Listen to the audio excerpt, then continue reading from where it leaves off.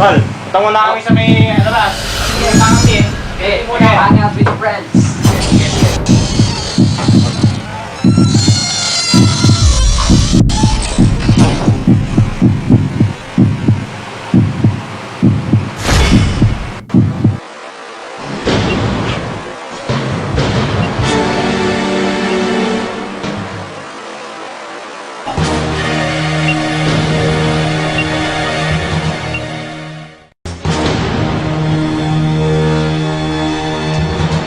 Look, everyone in the whole school hates you, okay? I've overheard everyone in the whole living school say at least twice that you'd be better off if you didn't exist. Stop talking to me, okay?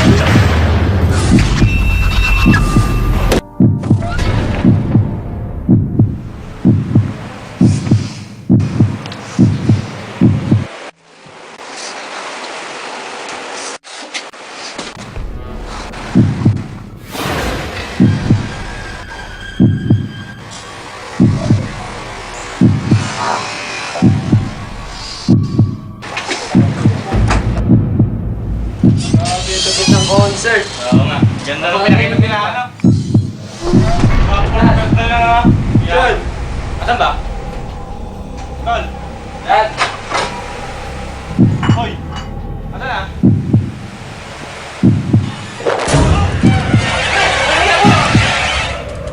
ano nangyari? Uy! Uy! Kaka! Bransya! Tol, please. Tol. Gising. Tol, ano yan sa'yo? Tol, asan na?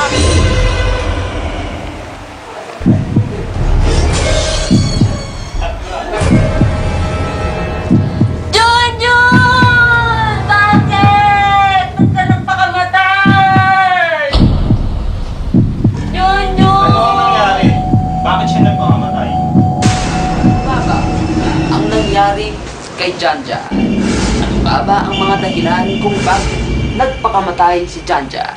Totoo ba na ang teknolohiya ay nakakatulong o isa pang sanhi ng pagkalagas ng inosente buhay?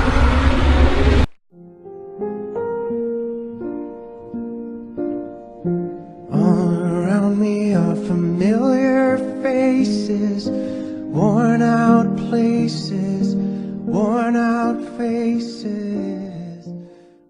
Well, police in western Massachusetts are investigating an apparent suicide by a teenage girl and the role cyberbullying may have played. Our Yunji Denise has more on the death that has shocked one Nagsampa small ng reklamo ang tatlong estudyante sa kolehiyo na biktima umano ng pambubuli ng kanilang mga kaeskwela. Ang tila pasimuno pa umano ang kanilang mismong instructor. Mas tumindi ang pagtutulak ng ilang sektor na may sa batas ang mga panukala kontra sa cyberbullying. Sa pagpasok ng makabagong panahon at pagpasok ng makabagong teknolohiya, ang mga tao, lalo na ang mga kabataan, ay kaakibat na ang teknolohiya sa kanilang pang-araw-araw na pamumuhay.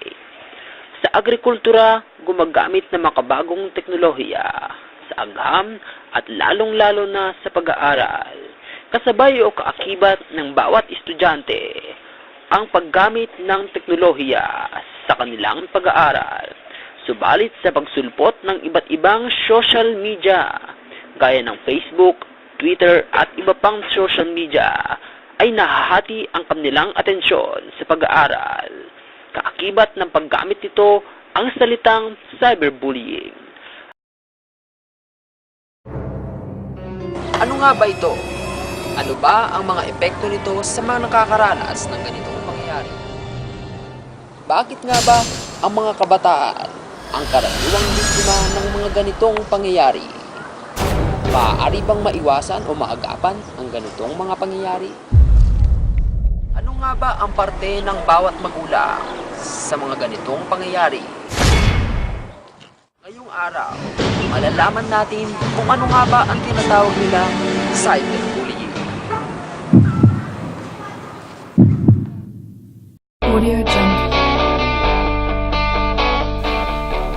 Alam niyo ba na salitang cyberbullying ay nagmula at binigyang kahulugan ni Bill Bessel?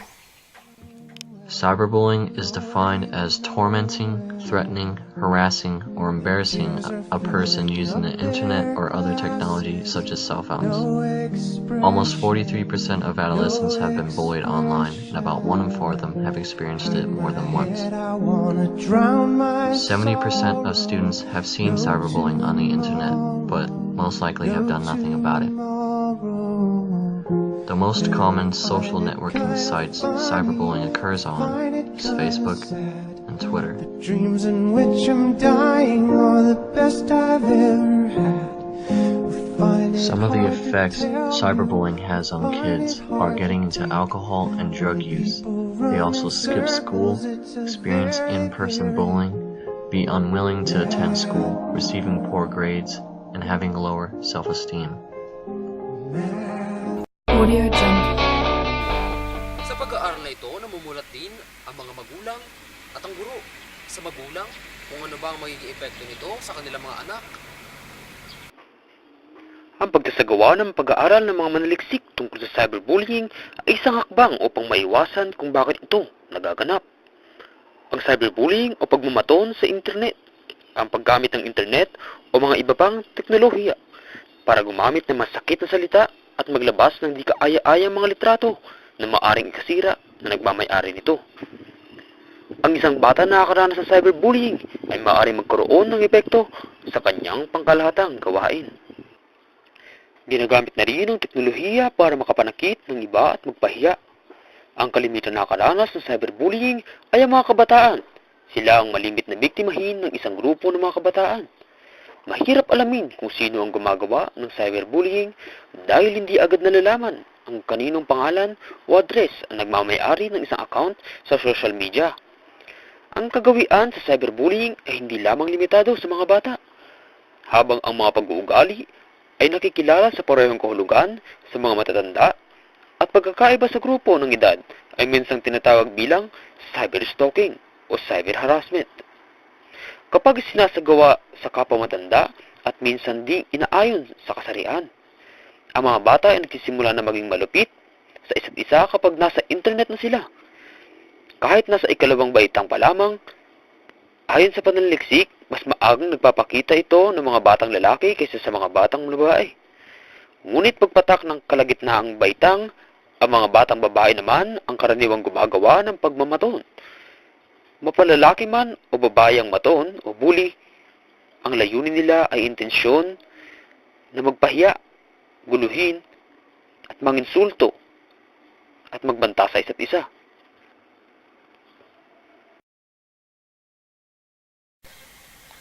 Paano ka binuli? Natural na kasi sa akin na nagpo-post ako ng mga picture ko sa Facebook ko. Para nga ako makita ng parents ko sa ibang bansa. So, ang nangyari sa akin, pag-post ko isang araw ng picture ko, pag-gising ko at pag-open ko ng Facebook account ko, kita ko ang dami ng comment. Ano yung mga comment na nakalagay doon? Siyempre, yung mga comment na nakalagay doon ay yung para bang nabastos ka. At anong naramdaman mo? siyempre, yung una kong naramdaman doon, naghalo-halo na eh. Nalungkot din ako at parang nahiya dahil dun sa nangyari. Anong naging epekto nito sa pag-aaral mo? Napakalaki ng naging epekto nito sa pag-aaral ko. Kadalasan, hindi na ako makapag-focus sa study ko dahil nga doon sa nangyaring pamumuli. Ilang araw mo siyang nintindi or naiisip? Halos pagpipikit ko yung mata ko, naiisip ko lagi yung mga comments sa akin na yun nga, halos minumura na ako sa post ko. Yan, mga post na gano'n. Ayan, baboy ka, sabi sa akin gano'n. Pangit mo. Mga gano'n, tapos minumura pa ako sa post ko na yun. So, yun, halos iniintindi ko yun. Nahiya na nga ako lumabas ng bahay at nahiya na rin akong pumasok. Paano mo in-overcome o paano ka nakabangon sa ganitong sitwasyon? Sa una, oo, mahirap. Pero nung tumagal, sa tulong na rin ng mga kaibigan ko na pinapalakas nila yung loob ko, na-overcome ko siya nang tumagal. Parang wala na lang din siya.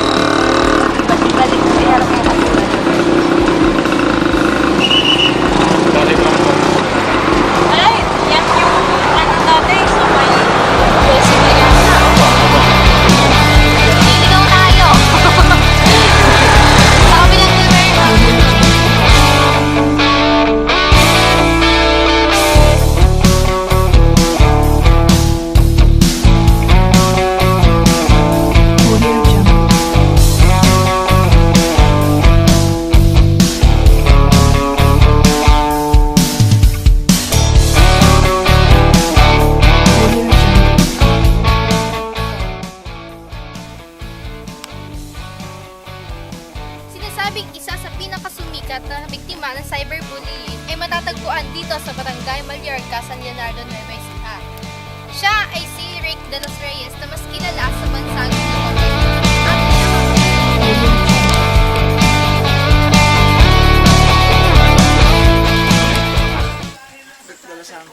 Rick de los Santos. So, may alam ka pa po bang kung paano napunta yung picture niyo po sa internet? Yung pong na-upload? Ay, meron. Bakit po ba napunta? Paano po naman? Nung computer ako, bata pa ako nun. Ilan taon po ilan taon ka na rito? Ilan taon po kayo? 11. Ay, 11. Ilan taon ka na ngayon? 19 na ako. 19 na po. Ilang years na. 8 years na, no? So, paano po ba napunta sa internet? Kaya yung mga kabarkada kasi, di ba, computer nga kami. Ayan, kamukha niyan. Nung hindi ko alam na pinicture na pala ako ng kabarkada ko. Tapos, nung in-upload nila yon, hindi ko pa alam. Tapos, nung kaya lang nila sa akin sinabi, nung nagpunta ako sa may kabayanan. Totoy Brown yun Tapos, sinabi po nila? Ng mga bata. Tapos nagulat ako, ba't ka kasi baka gatawag yung Totoy Brown? Ikaw yun. Tapos, yun nga, si Lester. Kabarkada ko, yung admin na nag-edit. Alam mo ba yung tinatawag nating cyberbullying? Oo, server, yung binubuli. Binubuli. So, para po sa inyo, yung kung maganda po ba yung ginagawa niya sa inyo? Maganda naman. Maganda yung dating sa'yo? Maganda yung dating sa akin. Maganda po ito sa inyo. Kasi kung hindi maganda dating, ako na mismo yung mag-ano. Paano mo in-handle na hindi ka nasasaktan doon sa mga ginagawa na yun? Ay, yung iba naman, nasasaktan naman din ako. Paano yung ginagawa mo? Ano po ginagawa niyo? Wala, binabaliwala lang. Binabalik niyo lang po para po. Ano yung mga ipapayo mo sa mga kabataan na para di sila mabuli? Kasi po yung iba na nabubuli. Napapasama po sila. Pagka po may ganun. Ano po yung may papayo niyo para po hindi sila masaktan? Kasi sa akin pag binubuli ko, binabaliwala ko lang yun. Kung ano lang yung nakakapagpasa sa akin, yun lang ginagawa ko. Para po hindi po maging para hindi maging epekto sa akin yun. Sige po. So, sa mga sa mga kabataan po na mahilig mag-internet. Mahilig mag-internet. Mas mainam, mag-aral mo na mabuti. Tapos, kaya pagka yari mo ngayon sa eskwela, wala kang gagawin, pwede ka mag-computer. Hindi ka mukha nangyari sa akin. Nag-aaral ako, computer ako, natitikman ko pa magkating class. Ay, ganun po. Yun lang po yung kaunti namin. Ano po yung lesson na sa nangyari? Ay, napakahirap. Naranasan ko umiyak doon sa Gagraduate na lang, naranasan po umiyak. Pero hindi ka naman binubuli rito? Hindi. Hindi nakakita sa'yo? Hindi naman. Anong tawag sa akin? Totoy. nagiging bansag na lang yung Totoy. Mas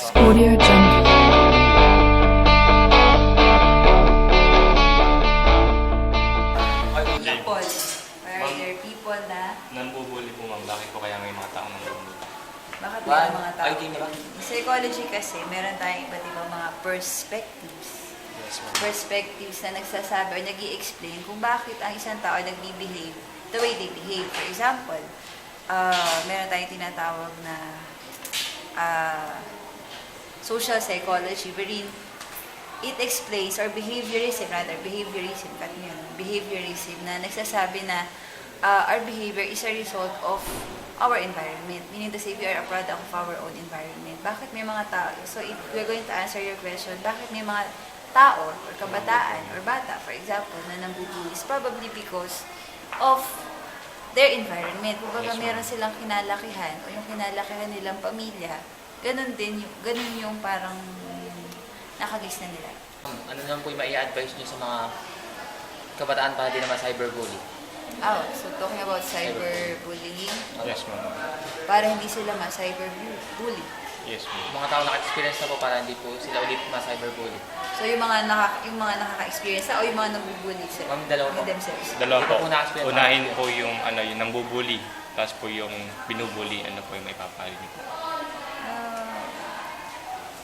For those who are the ones na nabubully, bawa, ikaw yung nabubully. Advice is to be aware of your own actions, di ba?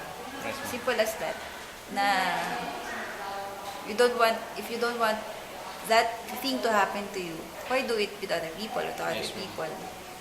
So, saka sa panahon natin, napakadaling i-access ng mga ganong klase ng information. Kasi, halimbawa, binuli ka, or may pinost na hindi maganda against you, that can be very accessible to anyone, to everyone. So, sabi nga, our words can either make or break a person. It can either be personally, sinabi mo dun sa tao, or through through internet, through Facebook, through Instagram, kung ano man.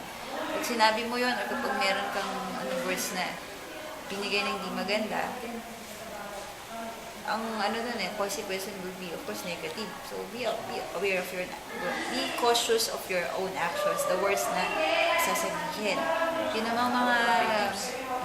naman mga victims themselves. Ang advice ko sa tingin ko is seek help, especially if you think na parang, sabi nga, below the belt na yung pangbubuli sa'yo. Especially sa mga bata. Kung ikaw naman mismo yung, kumbaga nakapansin na yung isang bata ay nabubuli na, let's say, old enough ka, mature enough, try to, to reach out dun sa tao na yun. Kasi, in some way, maybe a little or, naapektuhan yung bata niya, negative. So, siguro pinaka-advice is to seek help. Laging ganun. If you are the person naman na hindi mo makontrol talaga yung pagbubuli, seek help din. Ano ba yung dahilan? Bakit ka nang bubuli? There must be reasons. And yung reason na yun, kailangan hanapin. Kasi that may be the best way to explain kung bakit mo ginagawa. To end whatever you are doing, yun yun. Audio Jungle.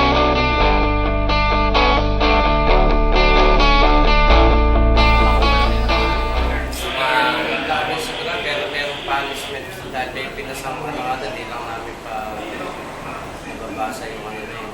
Pero meron sigurado. Yung punishment nyo sigurado. Kahit mga edad 15 pababagan po. Hindi, sa kasi nakakumita ng crime ng criminalization at isang tao, kailangan na sa pagkakasi yung minor ka nga, meron sa yung batas na sa 9344 na Republic Act. Audio Jungle.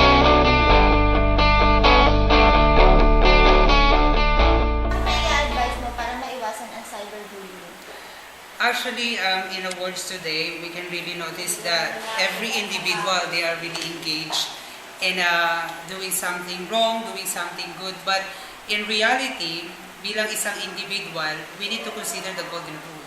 Di po ba? The golden rule is, do not do to others what you don't like to do to you. So, Audio Jungle.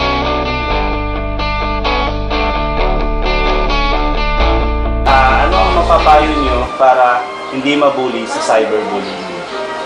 Bilang isang negosyante at bilang isang professional din, masasabi ko na may iwasan ang pagkakaroon ng cyberbullying sa pamamagitan ng pagkakaroon ng respeto sa sarili at respeto sa mga tao.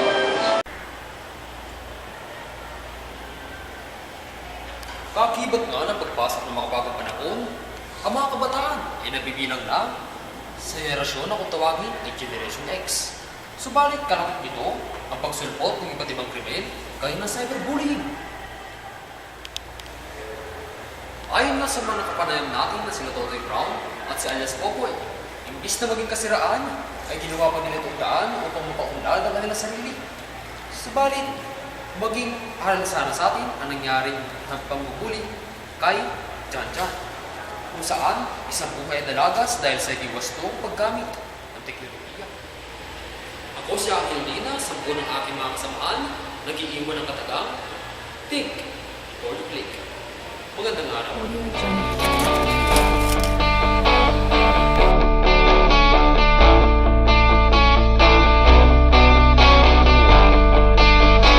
Audio Jungle.